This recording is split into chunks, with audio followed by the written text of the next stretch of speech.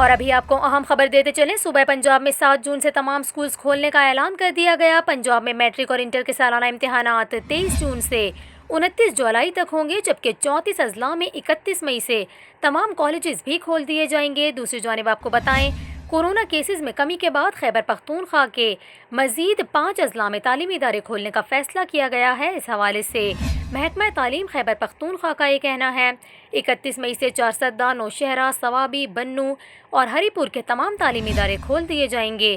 یہاں پر آپ کو یہ بھی بتائیں، خیبر پختونخوا کے 21 اضلاع میں پہلے ہی تمام تعلیمی ادارے کھول دیے گئے ہیں۔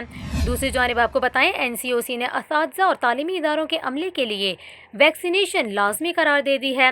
NCOC کا یہ کہنا ہے کہ اساتذہ اور تعلیمی اداروں کا عملہ کورونا ویکسینیشن 10 جون تک مکمل کروائے۔ اساتذہ، 18 سال سے زائد عمر کے تعلیمی اسٹاف کے لیے واک ان ویکسینیشن بھی کھول دی گئی ہے، وہ قریبی مرکز صحت جا کر ویکسین لگوا لیں۔